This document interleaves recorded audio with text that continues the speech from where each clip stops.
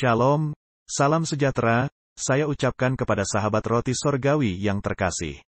Bagaimana kabar para sahabat roti sorgawi? Saya berdoa dan berharap bahwa semua sahabat roti sorgawi berada dalam perlindungan dan pemeliharaan Tuhan kita, Yesus Kristus. Dan saya percaya bahwa Tuhan telah menyertai dan memberkati kehidupan kita. Amin. Tema renungan roti sorgawi hari ini adalah tentang doa. Nats bacaan terambil dari Injil Yohanes pasal 14 ayat 13 sampai ayat 14. Demikian bunyi firman Tuhan. Ayat 13. Dan apa juga yang kamu minta dalam namaku, aku akan melakukannya, supaya Bapa dipermuliakan di dalam Anak. Ayat 14. Jika kamu minta sesuatu kepadaku dalam namaku, aku akan melakukannya. Puji Tuhan, hari ini saya dan sahabat roti sorgawi diingatkan kembali oleh firman Tuhan, tentang doa. Doa berbicara tentang relasi dan komunikasi ilahi yang terbangun antara ciptaan yang mulia dengan pencipta yang agung. Doa juga berbicara tentang persekutuan dengan Tuhan, bercakap-cakap atau berkomunikasi dengan Tuhan. Doa merupakan berkat dan hak istimewa yang Tuhan anugerahkan kepada kita orang yang percaya. Saat kita berdoa, kita menundukkan hati kita, memusatkan pikiran kita, dan kita berserah penuh pada belas kasih Tuhan. Melalui mempelajari Alkitab, Bapa Sorgawi berbicara kepada kita. Dan melalui doa kita berbicara kepada Bapa kita yang di sorga. Keduanya perlu dalam mengembangkan suatu hubungan pribadi sebagai percakapan dua arah yang sesungguhnya. Bahkan doa itu lebih dari sekedar percakapan. Di atas saya telah mengatakan, dan saya ingin mengatakannya lagi, yaitu, doa adalah sebuah hak istimewa. Kita menempatkan diri kita dalam kehendak Bapa Sorgawi dengan cara terbaik yang kita ketahui. Maka, seperti anak-anak yang mendekati ayah atau ibu kita memohon apa yang kita butuhkan, mengetahui bahwa kita akan menerimanya. Doa adalah respons kita kepada janji Kristus, yaitu, dalam kalimat bacaan Nats di atas, Kristus berkata, apa juga yang kamu minta dalam namaku, aku akan melakukannya. Dan jika kamu minta sesuatu kepadaku dalam namaku, aku akan melakukannya. Doa bukanlah aturan atau juga kewajiban yang Tuhan bebankan kepada kita, melainkan merupakan kehendak dan keinginan Tuhan agar kita berdoa. Jika doa merupakan aturan yang harus dilakukan setiap orang percaya, maka kita berdosa jika kita tidak berdoa. Mengabaikan doa adalah kebodohan besar yang biasa dilakukan oleh kita sebagai orang yang telah dikasihi Tuhan. Hal ini bukanlah soal dosa atau bukan, tapi merupakan kerugian besar karena berkat rohani yang Tuhan sediakan kepada orang yang berdoa sangatlah besar. Kita akan mengenal seseorang ketika kita berkomunikasi dengannya. Sama halnya dengan doa, sebagai sarana kita membangun komunikasi dengan Tuhan, kita akan semakin mengenal Tuhan, semakin bersandar padanya dan semakin bergantung pada Tuhan.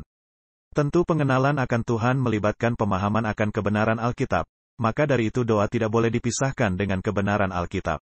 Mengapa? Karena, komunikasi harus berjalan dua arah. Tuhan berbicara kepada kita melalui firman-Nya, sementara kita berbicara kepada Tuhan melalui doa. Ketika kita berdoa dengan sungguh-sungguh, hati kita sedang mengharapkan belas kasih Bapa Sorgawi. Doa yang sejati hanya mungkin dipanjatkan oleh setiap orang yang mengakui ketidakmampuan dirinya dan kesanggupan Bapa Sorgawi dalam memberkatinya. Ruben Atore, dalam salah satu bukunya mengenai doa, telah mendaftar 11 alasan mengapa doa itu penting.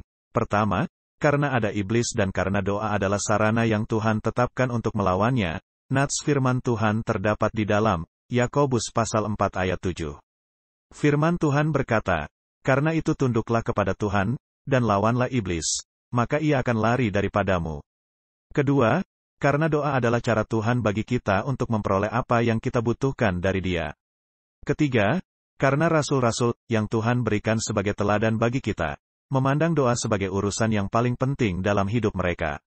Keempat, karena doa menempati tempat yang sangat utama dan memainkan suatu bagian yang sangat penting dalam kehidupan Tuhan kita di bumi. Kelima, karena doa adalah bagian paling penting dari pelayanan Tuhan kita pada saat ini. Karena sekarang Ia sedang bersyafaat bagi kita, dapat kita membacanya di dalam kitab Ibrani pasal 7 ayat 25. Demikian bunyi firman Tuhan. Karena itu Ia sanggup juga menyelamatkan dengan sempurna semua orang yang oleh Dia datang kepada Tuhan. Sebab Ia hidup senantiasa untuk menjadi pengantara mereka.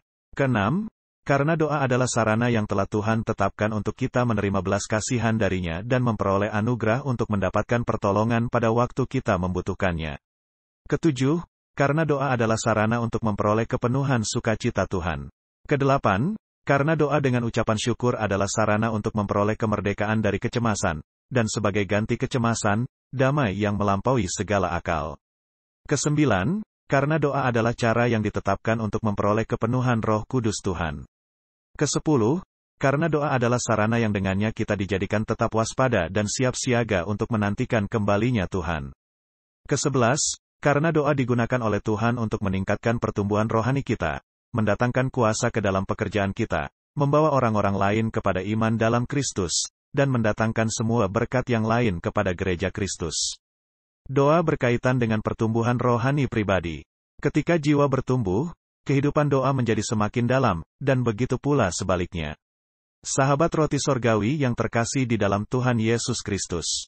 Gerakan doa ini, dari diri kita kepada orang lain dan kepada Tuhan sendiri, tidak berhenti dengan Tuhan, tetapi secara niscaya kembali dari Dia, kepada kebutuhan kita sendiri dan kebutuhan orang lain.